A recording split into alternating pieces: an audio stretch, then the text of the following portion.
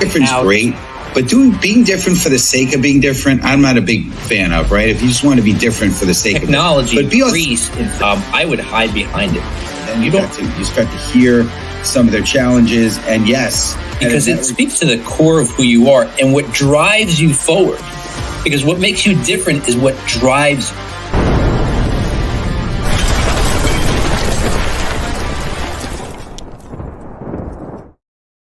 All right, welcome everybody to the Master Connector Show.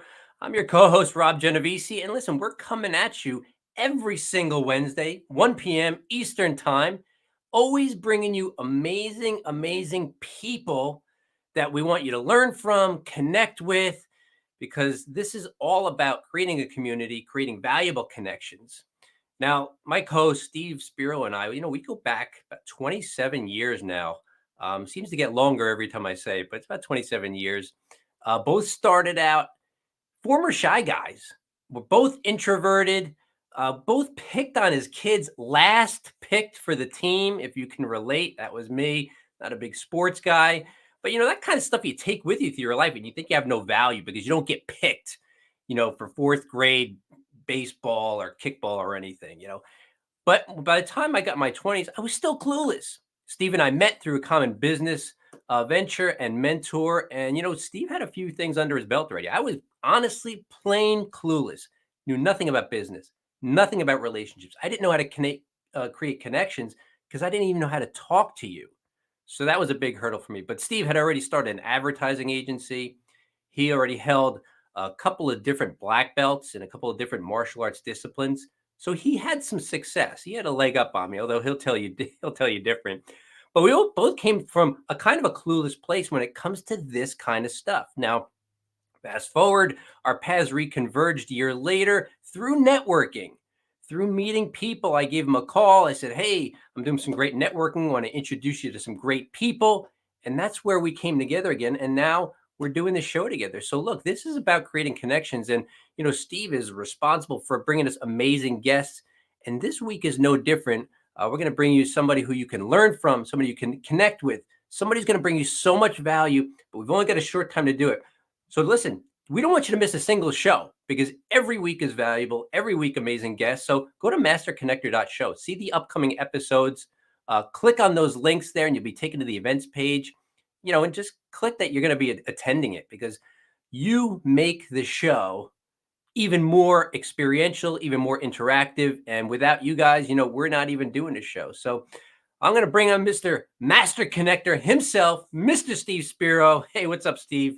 What's going on, Robbie G? It's funny. You said I don't have a leg up, but when I do the roundhouse kick, the leg is up there, if you know what I mean, right? So, but no, all good. But you're right. I mean, we have a lot in common, and yeah, I had some success, but the one thing in common is we both were clueless when it came to connecting with people. So the fact of we're doing the Master Connector Show, it still baffles me to this day. But you're 100% right. It's the community. We're doing it for you, community. And so if you're watching this, make sure you get in the comments, connect, tell us where you're from, connect with each other. It's your show. It's not our show. It's your show. So, but I appreciate you, Rob G. But what's going on, friends? Steve Spiro, the Master Connector, coming at you live and direct. And here's my question for you. Do you feel trapped? Do you feel stuck? Are you pooped out at parties? I don't know if you guys remember. Maybe some of you boomers or some of you Gen Xers, but the show I Love Lucy, right? Vitamin to Vegemin, right? So we're not going to talk about vitamin to Vegemin, that's for sure. But it's a funny episode. If you haven't had a chance to watch it, right? And I do take some really good supplements, but not vitamin to Vegemin for sure. But here, what does the phrase becoming the CEO of your career mean to you? To me, it means taking full ownership and strategic control of your professional journey. It involves setting clear goals and continuously developing your skills, making intentional decisions that align with your long-term aspirations, and we all hopefully have them. Hopefully you have something you're striving for. I believe that we're as humans, we're always striving for something. And, maybe I don't know if it's a gender thing, but I know as a male, I love always having a goal I'm striving for. So, but listen, by viewing your career as a business, you prioritize investments in personal growth, actively seeking out opportunities and embrace a mindset of innovation and resilience. So key, right? Whether you're, we hear this phrase, an entrepreneur. I don't know if you've heard it, but I heard it recently from my good friend Tina Campbell. I heard her say it, and I was like, What's that?" But it's true, right? There's entrepreneurs, but an entrepreneur, meaning you may not be an owner of your own company, but you're treating, what you do as a career in your job. Even you work for a Fortune 100 company, you have your own business and your own mindset, and you treat it that way, right? John Maxwell is one of my favorite authors, and when we speak on stage, I'll quote him a lot. But he speaks about the different types of you're not just leading up, but you're leading horizontally, and you're leading down, right? There's all sorts of ways: lead up, down, horizontally. But anyway, this proactive approach empowers you to navigate challenges, capitalize on your strengths, and ultimately achieve the career success and fulfillment you desire, right? And so we're going to have an amazing time. So again, right, today's show, thanks Rob, is becoming a CEO of your career, and we're going to have a great time. So again, make sure you get in the comments. Again, we're LinkedIn lurker. Nope, we're LinkedIn participants, not LinkedIn lurkers. So get in there, comment. We love participation. So get in there, type in hashtag Let's Go. And again, I want to give a special thank you for Yolanda Chin, who's always here, and she loved my roundhouse kick comment, so I appreciate that.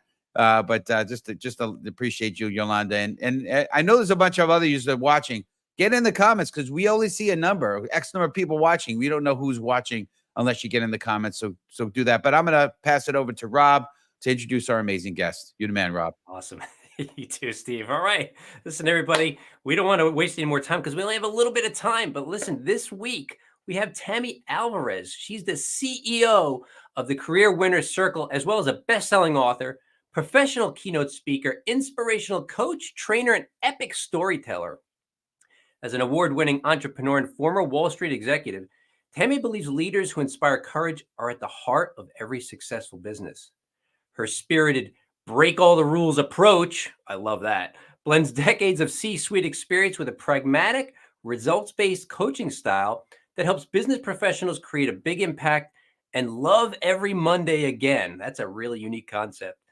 Her recent book, Escaping the Career Trap, Transform Your Apathy into Ambition and Never Hate Mondays Again, is a self-leadership blueprint for high achievers who want to experience true career fulfillment. Please help us welcome to the show, Tammy Alvarez. Hey, Tammy. Thank you, guys. It's so great to be here. And Rob and Steve, I love what you're doing and connecting. And that is what it is all about, both personally, professionally. And I'm just beyond thrilled to be here. So thanks for the invite.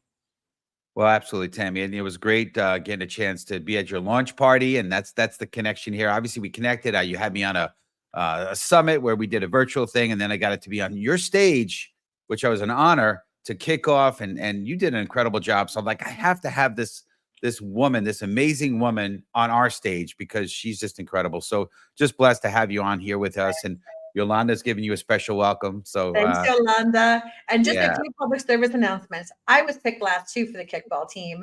And yes, girls are just as ambitious as boys. So there we go. I agree with you. You're right. And I should never get into the gender thing. That's a slippery slope, and it's probably never win thing. Right? Yeah, exactly. Yeah, for sure. 100%. So we're going to dig into this. We want to just start with, the idea of steps, right? How do you eat an elephant? One bite at a time. How, the journey of 1,000 miles begins with one single step, right? So let's talk about steps. So here's the question. So community, type in hashtag steps, and I love everyone participating. Luis Melendez, and great to have you on here. Everyone from Groovy Adventures. Oh, Ventura. Okay. Nice. Love it. All right. Love it. Good stuff. But anyway, here's the question for you. How can someone start treating their career like a business, and what are the first steps they should take? Great question, Steve. And I didn't realize this until I backed into it.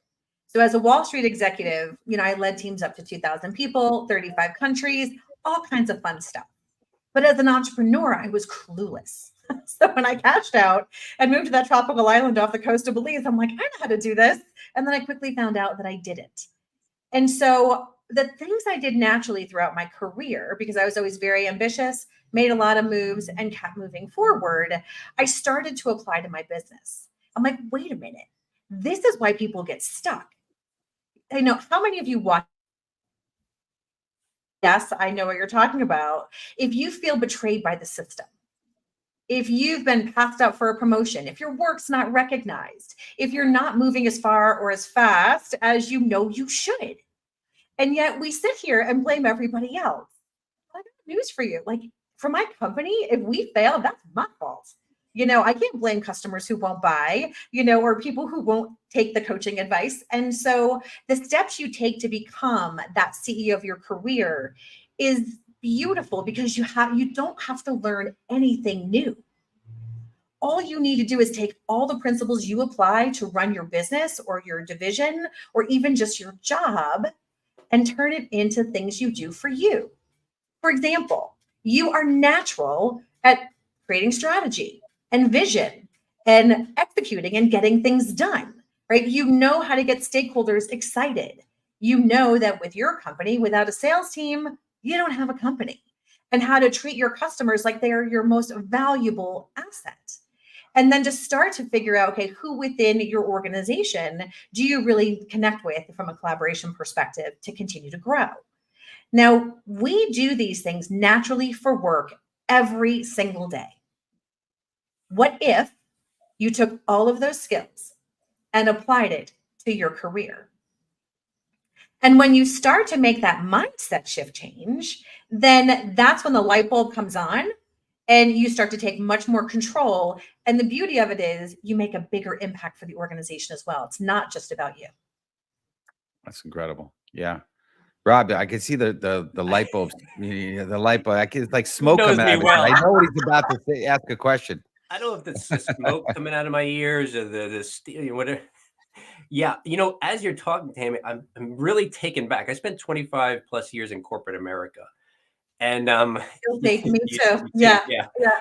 And as I said at the outset of this program, I was clueless, and I was clueless, but I was learning on the side, preparing for the day when I could own my own company. And so what that meant was while I was in the company I was working for, I was starting to implement things like you're talking about, these skills, maybe the things that I was particularly, adept at. In my case, I averted there was large scale layoffs when a new boss came in, as what usually happens where I was working. And unbeknownst to me, 3 separate people in 3 separate one-on-one interviews with the boss said to them, if you get rid of Rob, you're going to have a big problem because he keeps everybody productive and happy and looking forward, in a matter of speaking. Yeah. And I never had those conversations, but I realized when I heard that, when the boss told me that, she goes, I was ready to fire your butt. I was like, thank you. You were out, right? Yeah. Yeah. But you start to discover the skills. And as I acquired more skills, I added them to them and I became a very valuable player in that company. But then what happens when you get too many skills and you're inside a company, you got to carry out some, the boss's stupid decisions. You're like, I'm out of here, right? I'm not doing this anymore. Right? I'm Right? not playing. And it's interesting because one of the things that we talk about when you make that shift to becoming the CEO of your career is we assume our value is based on our tenure or how hard we work or how smart we are or how big our team is. But as a CEO, you trade on something different. You trade on impact. And when you start to question yourself and be honest and say, what impact am I making within this organization? And are the things that I'm doing aligning with the company's goals? Then you realize that, Rob, you get in the catbird seat where they won't get rid of you because you're valuable versus I've been here for 15 years. I've done my time. I deserve a promotion because I've put in my time. Yeah. And, sometimes being the smartest person in the room isn't the only way to get there, thankfully, because I would have never gotten there, right? I was never the smartest person in the room. But yeah, so I think absolutely that impact is a game changer for yourself in terms of your sense of purpose and contribution, but also to the organization to actually see and feel and get addicted to the value that you deliver. No doubt.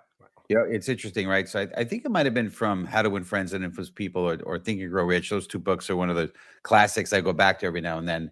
But it talks about how, especially in the younger generation, and again, this is a slippery slope too, talking generations, probably not should avoid that too. But let's just say in the generation of today, how about that, right? There's a tendency to, if you pay me, I'll do it, right? Versus just do it, become, like Rob said, become indispensable. And then you're gonna just, you're gonna show that you make an impact on the company. But I love the word impact because to me, that's why we're here. I mean, it's not just about making an impact, adding to the bottom line, but why? And I remember hearing you speak about this in your launch party, and I was like, so awesome how you talked about it. But anyway, I want to shift gears a little bit, and we want to get into. We have a bunch of questions. I doubt we'll get to even half of them, but because I know you just incredible wealth of knowledge here. But I want to talk about lies. So, community, type in hashtag lies. So, what are the top 5 lies people believe that hold them back from achieving career success? And that could be any kind of success, obviously, but we're focusing on career a little bit here. So, I'd love to Yeah, hear and your this is all about what keeps us stuck.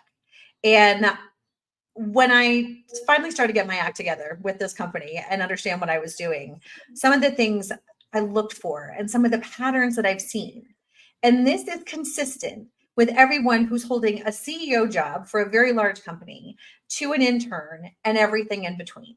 And so no one gets a pass on believing these lies and really letting them hold us back. And so the first one is that no one actually believes that you deserve to love Mondays. You think it's a pipe dream. It's reserved for those special people or those crazy entrepreneurs that are willing to risk their money. And when we realize that it is not a pipe dream, that it is as essential as the air we breathe, as the water we need to sustain ourselves, and we don't compromise, everything changes. And that's why a big part of what we talk about is everybody deserves to love Mondays, because when you do that, everything else gets better. So the first lie is that's why they call it work, not fun, and Mondays aren't supposed to be fun. That's a lie. Change it, and you'll see just a massive improvement. The next thing is we believe that we don't have the experience to do something different. You're in a specific industry or you do a specific job and you hate it and it hates you back. And now it's like, but I'm stuck now. I'm 20 years in, I'm 15 years in. I've just gotten my college degree and this is what I'm trained to do. And so we don't know that the fact that you're different can be used as a competitive advantage. It's not your Achilles heel. The other thing we believe is that corporations don't hire from outside their industry. I'm not in this industry. I don't know these people. I don't know the jargon. And when you realize that your outside perspectives can be used in unique situations where they are in high demand and in short supply, you're able to suddenly play in an environment that you've never been in before and feel that energy.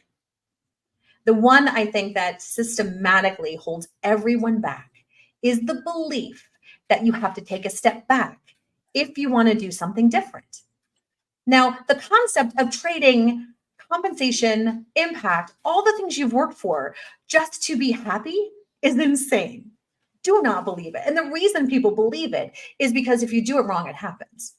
But when you do it right, you're stepping into a bigger role, making more money, having more impact, and feeling that joy. And then the last lie that holds people back is that if you are patient, the company will take care of you. And I got news. Yeah, Rob's like, no way, right? I mean, your good work is not good enough. And so you need to realize that you need to do more for yourself in terms of advocating. And Steve, one of the things I said during the launch party as well, during our keynote, is that if you asked me today, is CWC, better than its competition? I would say, oh, absolutely, we are, right? In our niche, for who we serve, we are absolutely the best. But if I ask my clients, are you the best person in your company? Are you the best person that does what you do? It's like, oh, no, I'm not the best. I don't want to be held, we don't think we can't say that about ourselves. But when you're the CEO of your career, you can. And you can show up. Just because you're the best doesn't mean other people are not good and excellent at what they do. It just creates that differentiation for you. So those are the things that if you believe any of those and you don't love Mondays, then those are the things you need to start to lean in on to start to change that for yourself. I think the last part of what you said, Tammy, is what hits me right. And that's, I take ownership as a word out of what you said. And even when I was not really close to owning my own business, when I was working for that company, I treated the company as if I owned it. Mhm. And that was actually, and look, I was never vocal about, oh, here's the way I am and here's what I believe. I was not that person. I just worked, and I worked as if. And even my boss, upon a review, she said, now this was actually after I left, she gave me a review on LinkedIn. She said, he treats the company as if it was his own, even as an employee. That's a And I mindset. thought that was the highest compliment I could have, because that's the mindset. And I believe this is what you're driving at. If I'm wrong, let me know. But when you're the CEO of your career, it's ownership. You are owning your part. You're owning the advancement of the company via what you put into it. Is that right? Absolutely. The book was written for the disenfranchised worker. Let's be honest. Right? If you don't love Mondays, you need to buy the book. But what I found, which blew my mind, is that companies are paying me to come do the same keynote for their people. And you might think, why? And it's because they want their teams to feel that ownership, right? They want their teams to stop blaming their crappy boss or a situation or a reorg or everything else as to why they're not thriving, contributing, and making that impact. And so this is a situation where absolutely everybody wins. But it starts with mindset, because you already have the skills. We talked about that. You know how to run a business. You know how to do the pieces and parts. So tactically, you get it. But you have to step into that frame of mind. And when that happens, you no longer do work for a bonus that's going to be promised to you at year end, in the hopes that your boss doesn't develop amnesia or get fired between now and then. Right? You no longer have the pleasure or the recognition of hanging out with the senior leadership team without the promotion or title, because that's called scope creep. And in the business world, when my client comes to me and says, hey, I need you to do 20% more work, it's like, excellent. We're going to renegotiate that contract. That's right. Client says, oh, I'm going to pay you in 9 months. It's like, sorry, that doesn't work for me. And so you can say that in a productive way. But when you start to advocate for yourself like that, you actually get more respect. And the companies know that they can rely on you, and they will continue to do that. But we're afraid that it's going to make us look like we're not a team player, or that, we're not willing to do the work, or whatever that's supposed to mean. And so by changing that mindset, all of these things start to go away. And then because you're treating on impact and doing things that are most important to the company's results, everybody's happy. Love it. Well, listen, I want to, speak of the happy, I want to just acknowledge a few people. I didn't get a chance to acknowledge Jennifer. She's in the house, so great to have you, Jennifer. And then I want to say hello to Shane. Recently had a connect call with Shane. Good to have you on the call. But I do want to get to this one question by Lewis. So community, type in hashtag ego, EGO, and I want to ask, see if we can get Tammy's input from this question here. Not that one, but he asks, how should one deal with executives' egos? Well, we all have ego, right? So just some of us get to put it more on a pedestal than the others. Here is what I recommend in terms of how to deal with executives. And it's not just executives, it's everyone. We all have ego. We all want to have pride in what we do. And so some of us want to be heard more than others. But when you take, again, let's put that CEO hat on, right? When you look at everyone within your organization as your most valuable client, then all of a sudden your mindset shifts. And when you're working with a client, what you want to do is get them what they want and need, and accomplish your goals as well. But when we don't have that client relationship internally, we tend to think, oh, that's your agenda. That's, this is your political, battle to fight. But when we start to say, what does that CEO need most? And how can you be the person to help them get that? Then all of a sudden, it's really not about ego. It's about aligning connected, but yet separate agendas to get both of you what you want. And so when you start to take that service-based mindset and focus on, okay, I need to get this done. Now, it's almost like, one one of those giant legislation bills where everybody kind of tucks something in that they want, right? Just to get it through the House and the Senate. And so, but when you can add things in that allow other people to get their, their needs met as well, then all of a sudden those egos start to normalize. Love it. Love it. Well, we're getting to the bottom of the hour here. So I want to just, we're going to jump. Gotta go fast, right? So yeah. It goes fast. So I want to get to, cause in the beginning I talked about vitamin to Vegemin and getting unstuck. So we got to get that one. We got to get your perspective on getting unstuck. So if you could, community, type in hashtag unstuck. And here's the question as we kind of close things down and wind the show. What advice do you give to someone feeling stuck in their career or job and unsure how to move forward? So there's 3 big steps. One is you need to ask yourself, what are you really going for?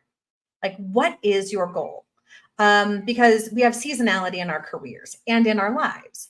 And so when you look at, okay, what is it that I think I'm going for? And then you start to challenge and test, well, is that still what I want? Or is that what was important to me 5 years ago?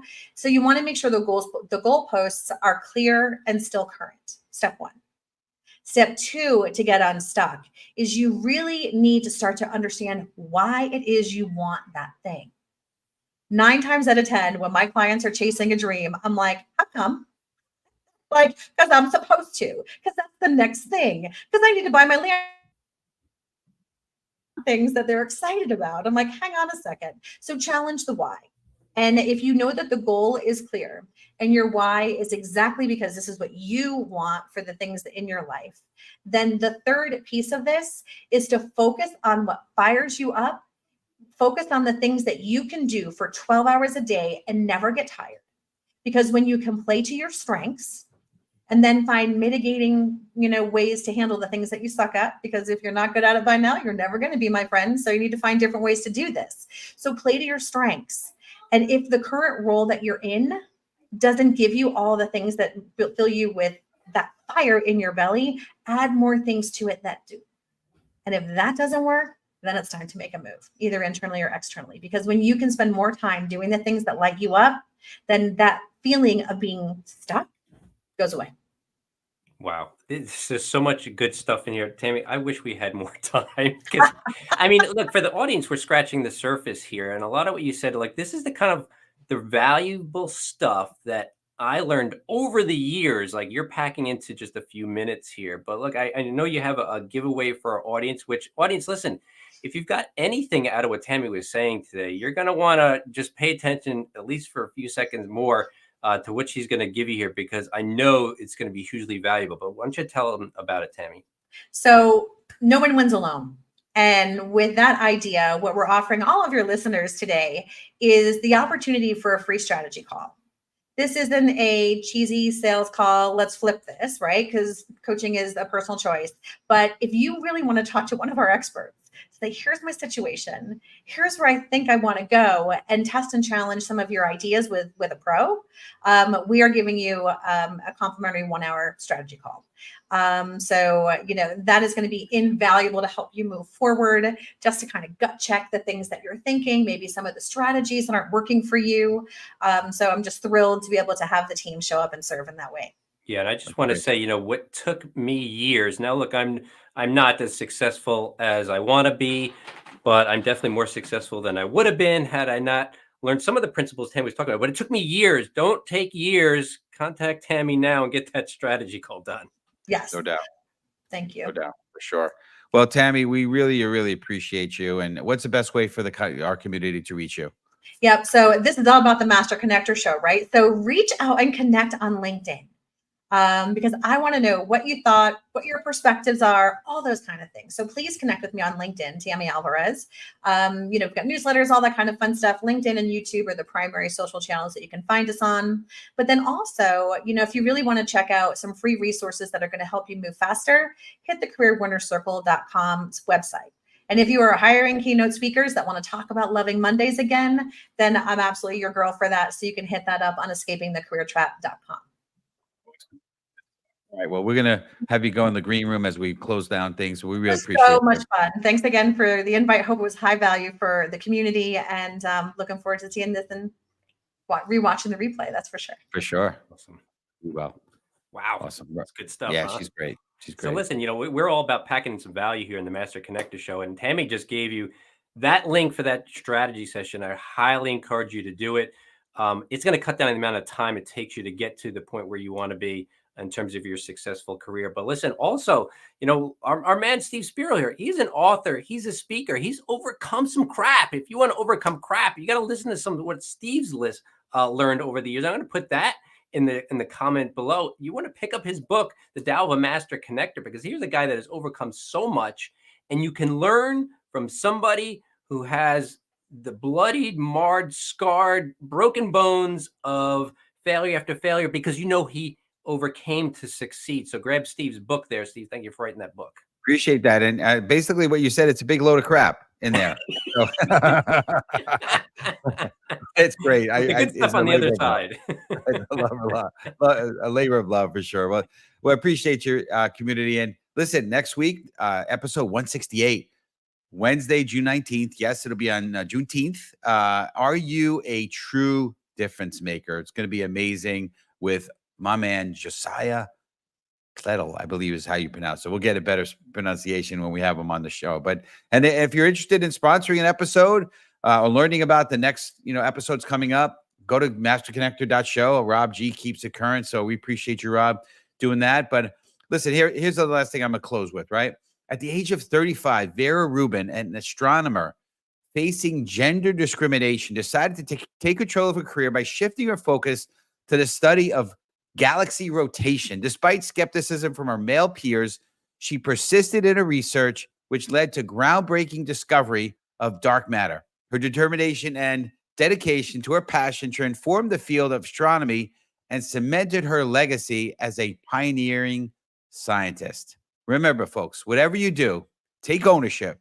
Who knows how you can have an impact? And let's always be that light. See you next week. And you start to hear some of their challenges. And yes, because it speaks to the core of who you are and what drives you forward. Because what makes you different is what drives you.